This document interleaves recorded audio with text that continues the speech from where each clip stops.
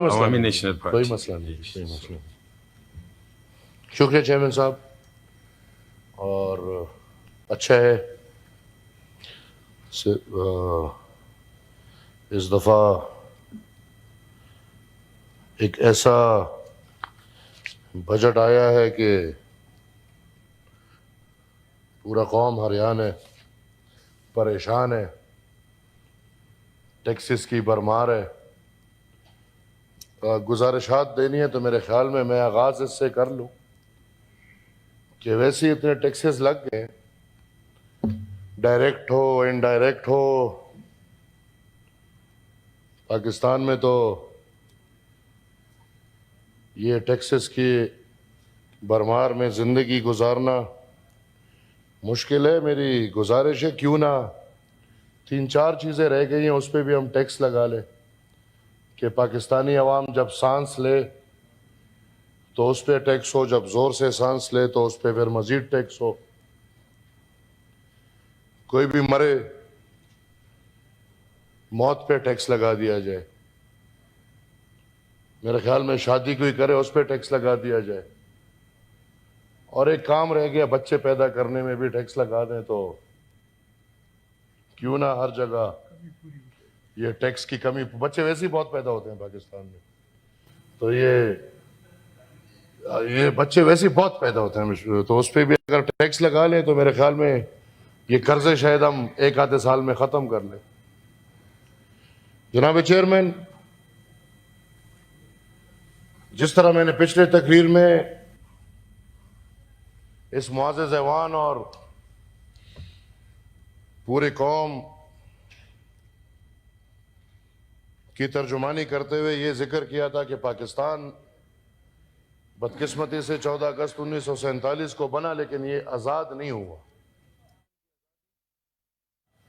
اور آزادی میرے خیال میں بنیادی طور پہ ایک انسان، ایک ملک اور ایک وطن کی آزادی معاشی ہوتی ہے. جب تک آپ معاشی طور پہ آزاد نہ ہو تو کوئی انسان آزادی کا مزہ لے نہیں سکتا. اور بدقسمتی سے پاکستان میں تاریخ میں پہلا ڈکٹیٹر جنرل ایوب خان، اس کے دور میں یہ فیصلہ ہوا ہے کہ ہم نے امریکہ کی غلامی کرنی ہے، اور اس کے دور سے ہم معاشی طور پہ، فطری طور پہ، ہر قسم سے امریکہ کے تلے بیٹھ گئے. پھر ضیاء صاحب کا دور آتا ہے، کل بھی بات ہوئی مرد مجاہد، اور ضیاء صاحب کے دور میں ہم سے میرا مراد پاکستان اجرت کے لیے. آج تاریخ سب کے سامنے ہے. میں پچھلی دفعہ بھی تقریر کر رہا تھا، اس کو بار بار میوٹ کرنے کی کوشش کی گئی تھی، اس کو بار بار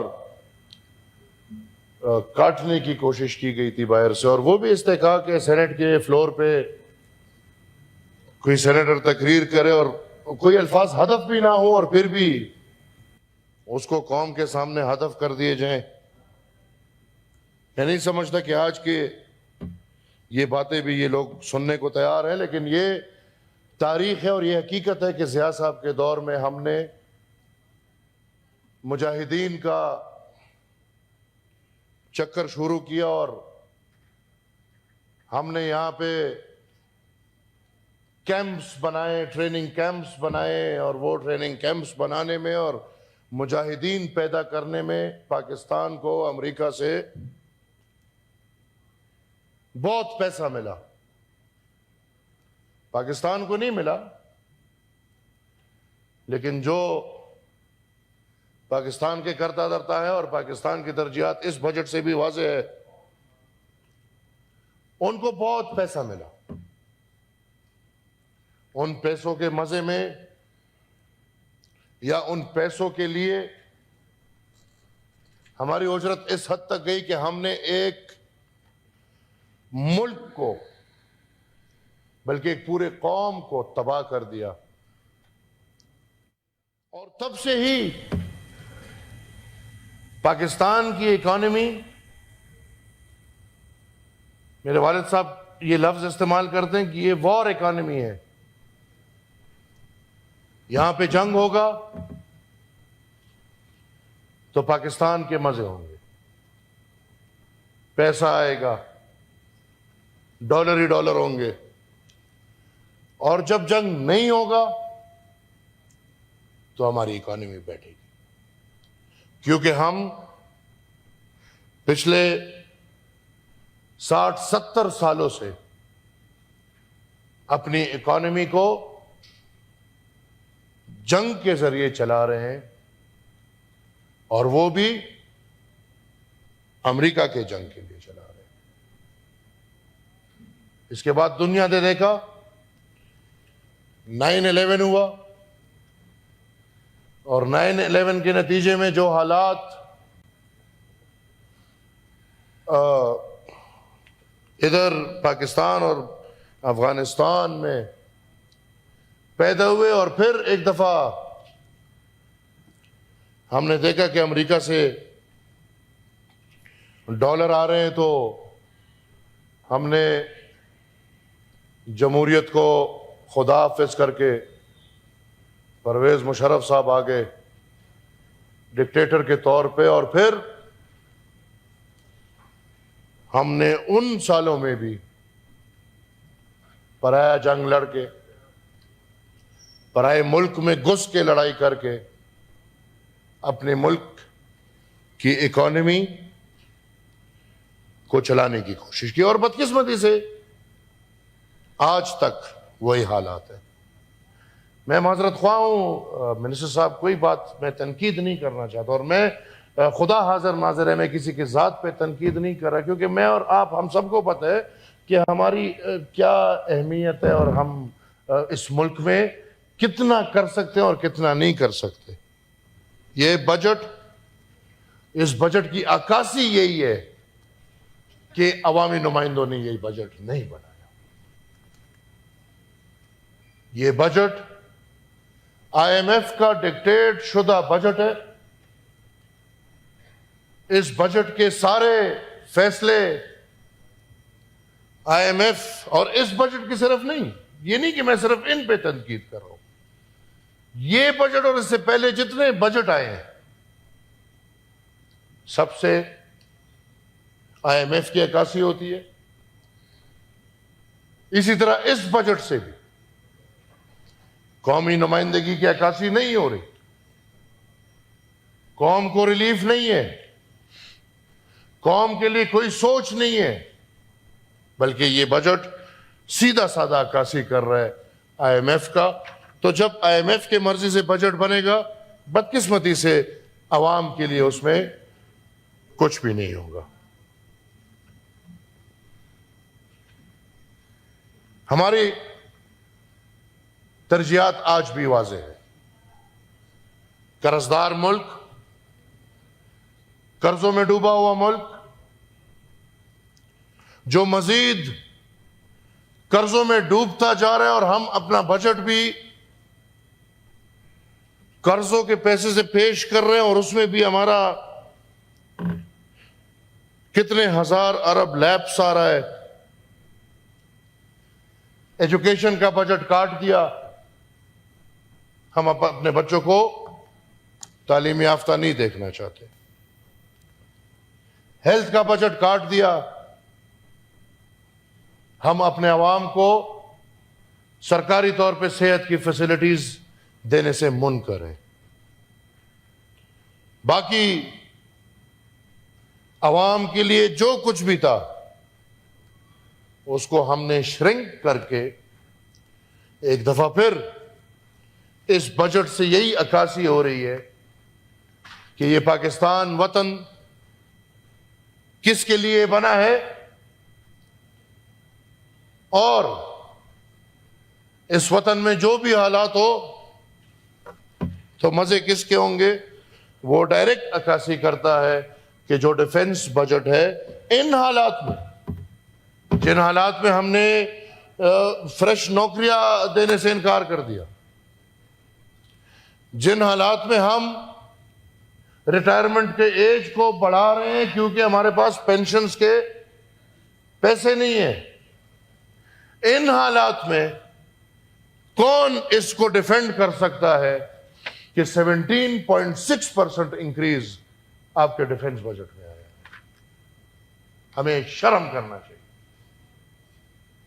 آج جس حالات میں ہم بجٹ بنا رہے، اس حالات میں ہم 2122 بلین روپیز پاک فوج کو دے رہے ہیں۔ کس لیے؟ کس کارنامے کے لیے؟ اس لیے کہ وہ آن بائی پہ ظلم کرے، اس لیے کہ وہ جب اس کا دل کرے تو وہ honourable leader of the Pakistan Muslim league بیٹھے ہوئے ان پہ ظلم کرے۔ ہم بار بار یہ کہتے ہیں کہ چلے ٹھیک ہے بھائی، ہم قربانیاں، قوم قربانی دے گی اور فوج کے لیے دے گی، ٹھیک ہے ہم دیں گے، کیوں نہیں دیں گے، اس ملک کا فوج ہے، لیکن یہ فوج بھی تو کچھ دکھائے نا۔ 77 سال میں اس دفاعی ادارے نے کیا کیا ہے؟ اس ملک میں، ملک کی دفاع تو چھوڑ دیں کہ ہم ملک کی دفاع کی بات کریں، اس ملک میں ایک شہری محفوظ نہیں ہے۔ یہ ہمارے دفاعی اداروں کی حالت ہے، اور پیسے دیتے جائیں تاکہ ان کے پرکس اینڈ پریولیجز بڑھتے جائیں، عوام کا خون نکالتے جائیں، فوج کو پکڑاتے جائیں، اور سیاستدان اس کردار میں اپنا کردار ادا کرتے جائیں۔ بدقسمت ہے یہ قوم جس کی آج بھی ترجیح ٹینک ہے، توپ ہے، ایٹم بم ہے، بندوق ہے۔ وہ قوم ترقی کرے گی جن کی ترجیحات ختم ہو کے، ہم چیختے تھے جب پاکستان آدھا ہم سے الگ ہو رہا تھا تو یہی چیخ ادھر سے کہے وہ بھوکے مریں گے۔ آج آپ بنگلہ دیش کی حالت دیکھ لیں، جس کو ہم کہتے تھے کہ وہ ہم سے الگ ہو کے بھوکے مریں گے، الحمدللہ وہ عزت کی زندگی گزار رہے اور ہم ادھر اب بھوکے مر رہے ہیں۔ ہمارے پشتوں کا ایک محاورہ ہے چیئرمین صاحب، یو دا لگمری اور بھلے سر تے پراٹے لٹے۔ ایک بھوکا مر رہا ہے، دوسرا سر تلے پراٹے ڈھونڈ رہے۔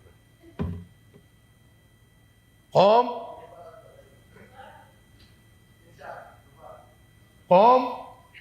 بھوکی مر رہی ہے اور ادارے سر تلے پراٹھے ڈھونڈ رہے۔ ان حالات سے یہ ملک کبھی بھی ترقی نہیں کر سکتا۔ چیئرمین صاحب، صرف تنقید نہیں کہ ہم کھڑے ہو کے صرف تنقید کریں، ہمارے پاس راستے ہیں، ہمارے پاس راستے ہیں، ہم ان پہ عمل کریں،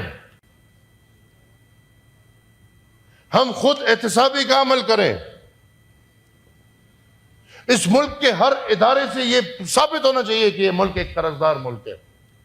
یہ نہیں کہ الحمدللہ ہم اور آپ جیسے لوگ سہولیات سے بھرے جا رہے ہیں اور ملک کی قرضداری کی عکاسی صرف عام عوام سے ہو رہی ہے۔ ہمارے پاس راستے ہیں، ہم کیوں انگریز سے باقی شانہ طرز زندگی نہیں چھوڑتے؟ ہمیں شروع کرنا چاہیے پہلے پارلیمان سے۔ ہم قربانی دینے والے لوگ ہیں، ہم یہ سمجھتے ہیں کہ ہم اس ایوان میں عوام کے لیے آئے، ہم سمجھتے ہیں کہ ہم اس ایوان میں جمہوریت کے لیے آئے ہیں۔ اور میں دیکھ سکتا ہوں الحمدللہ کافی سینیٹرز اس ہاؤس میں ایسے ہیں جس کو اس سینٹ کی تنخواہ اور پرکس اینڈ پریولیجز کی ضرورت ہی نہیں ہے۔ کیوں بابا بھائی؟ میرے خیال میں آغاز ہم کر لیتے ہیں اور قطرہ قطرہ سمندر بنتا ہے، قطرہ قطرہ سمندر بنتا ہے۔ میں مانتا ہوں کہ اس ایوان کے سارے پرکس اینڈ پریولیجز ختم کر دیے جائیں اور اس کی عکاسی ایسی ہو کہ ایک قرضدار ملک کا ایوان ہے. اس کے ساتھ یہ صرف نہیں، جو باقی پارلیمنٹس ہیں، کیونکہ ہم رائے دے رہے ہیں، ہم رائے دے سکتے ہیں، national assembly including provincial assemblies, تمام پرکس اینڈ پریولیجز ختم ہونے چاہیے. اس کے ساتھ کابینہ، میں مانتا ہوں ہمارے صدر وزیر اعظم کو تنخواہ کی ضرورت نہیں ہے، خدا کی قسم وہ ایسی اچھی زندگی گزارتے ہیں کہ کوئی سوچ بھی نہیں سکتا. ہمارے وزیروں کو نہیں ہے ان چیزوں کی ضرورت، بلکہ ہم بھی کبھی دکھا دیں کہ یار ہم مثال تنخواہ کے لیے نہیں آئے، ہم پرکس اینڈ پریولیجز کے لیے نہیں آئے، بلکہ ہم عوام کی خدمت کرنے کے لیے آئے ہیں. تو عوام کی خدمت نہ تنخواہ لینے سے ہوتی ہے، نہ پرکس اینڈ پریولیجز لینے سے ہوتی ہے، عوام کی خدمت قربانی دینے سے ہوتی ہے. لہٰذا میں سمجھتا ہوں کہ یہ پرکس اینڈ پریولیجز شروع کریں، پارلیمان کابینیوں سے یہ پرکس اینڈ پریولیجز واپس لے لیجیے. اس کے ساتھ ساتھ ہم اپنے اسٹیبلشمنٹ کو دیکھیں. ہمارے 17 گریڈ سے 18 19 20 21 گریڈ والوں کو واہ واہ رے واہ، مزے مزے. کہاں سے عکاسی ہوتی ہے کہ یہ قرضدار ملک کے سیکریٹریٹ والے ہیں؟ اور اس ملک میں ہم نے دیکھا ہے، چیئرمین صاحب ذرا رولنگ دے کہ پاکستان میں جتنے بھی کمشنر ہاؤسز ہیں اس کے ذرا ورتھ اور ویلیو نکالیں. پاکستان میں جتنے بھی ڈی سی ہاؤسز ہیں، گورنر تو چلے پھر بھی، لیکن کمشنر کو کس نے 8 اور 10 کنال کے شاہانہ طرز زندگی کے گھر دیے ہیں؟ پاکستان میں جتنے لوگوں کی سرکاری پراپرٹیز ہیں ان کی ذرا ورتھ نکالے. اس کے ساتھ ساتھ جوڈیشری کو دیکھیں گے، اور کیا جوڈیشری جس کو ہم اور آپ یا ہمارے تاریخ نارمز اینڈ ویلیوز کو جرگے کی شکل میں ہم نے دیکھا ہے، جہاں فیصلے ہوتے ہیں، قانون نہیں ہوتا لیکن فیصلے ہوتے ہیں، اس کو ہمارے اور آپ کی قوم میں جرگہ بولا جاتا ہے. کیا جوڈیشری کو ان پرکس اینڈ پریولیجز کی ضرورت ہے؟ کیا پاکستان کی جوڈیشری کی زندگی عکاسی کرتی ہے کہ یہ ایک قرضدار ملک ہے؟ چیئرمین صاحب، ہمیں نظر ڈالنا چاہیے کہ پورے پاکستان میں Pakistan navy, Pakistan air force اور پاکستان آرمی کی کتنی جائیدادیں ہیں. اور پھر میں یہ نہیں سمجھتا کہ دفاعی اداروں کے کمرشل جائیداد سے کیا تعلق ہے. بابا پلازے بن رہے ہیں فوج کے، دفاعی ادارے کے کام پلازا بنانا ہے، پلازا بیچنے ہیں. دفاعی ادارے ان کے رولنگ دیں آپ کہ جتنے بھی دفاعی ادارے ہیں ان کی جتنے جائیدادیں ہیں جو ادارے کے ہیں ان کا ذرا ہمیں رقبہ اور مالیت پتہ چلے، اور پھر ہمیں ذرا یہ بھی پتہ چلے کہ بریگیڈیئر اور بریگیڈیئر سے اوپر جو ریٹائر ہو رہے ان کو پاکستان کے آئین کے کس شق کے تحت یہ نہری زمین، یہ بارانی زمین، یہ بھائی محل ہے، یہ کس شرط کے تحت مل رہے ہیں؟ سر، میں فالتو تنقید نہیں کرنا چاہتا، میں قوم کے سامنے صرف یہ نقطے رکھنا چاہتا ہوں کہ اگر سنجیدگی ہے، خود احتسابی کا عمل کریں، قرضوں سے کام نہیں چلے گا۔ ابھی ہم نے جو بجٹ پاس کیا ہے، بدقسمتی سے ہمیں پتہ ہے کہ ہم 2-3 مہینے بعد پھر جھولی پہ ڈال رہے ہوں گے کہ بھئی کچھ ڈالو، ملک نہیں چل پا رہا۔ جہاں پہ ہزاروں ارب ویسی ہم ڈیفیسٹ دکھا رہے ہیں، تو یہ ہزاروں ارب ہم نے قرضے ہی لے لے، تو کیوں نہ ہم پہلے خود احتسابی کا عمل کرتے ہوئے یہ شاہانہ طرز زندگی کو ختم کر کے خرچے کو کم سے کم کیے جائیں، اور پھر جو جائیدادوں کی میں نے بات کی، جو جائیدادوں کا میں نے ذکر کیا، وہ سرکاری کمشنر، ڈی سی ہاؤس وغیرہ سے شروع کر کے دفاعی اداروں کے جائیداد، ان کی قیمتیں لگائیں، ان کو پرائیویٹائز کریں، اور میں یقین سے کہہ سکتا ہوں کہ یہی جائیدادیں آپ کا پورا قرضہ بھی ختم کر سکتی ہے اور آپ کے ملک کو مزید چلا بھی سکتی ہے۔ ایک بات سر، اگر آپ کی اجازت ہو تو میں بجٹ سے ہٹ کے ایک بات سر صرف کرنا چاہتا ہوں۔ یہ ایک نوٹیفیکیشن نکلے سر، اور it's a new policy decision regarding ازائکر سیلو۔ وہ لوگ، وہ پاکستانی شہری جنہوں نے باہر ملک جا کے ازائلم لیا ہے، پاکستان نے یہ فیصلہ کیا ہے کہ ان کے پاسپورٹ ختم کر۔ Sir, me, my family, my party has gone through all those things جس میں ہمیں پھر پاکستان میں زندگی گزارنا مشکل تھا۔ میری ایک سر پھپھو جو ڈاکٹر تھی، اور وہ الحمدللہ خیبر پختونخوا میں she was the first female surgeon، اس سے پہلے فیمیل سرجنز نہیں تھی، پریکٹس کر رہی تھی، ان کے بچے تھے 3۔ وہ کلینک سے نکلی، جیسی گاڑی میں بیٹھی عورت، اس پہ دہشت گردوں نے پھیلا، زندگی بچ گئی۔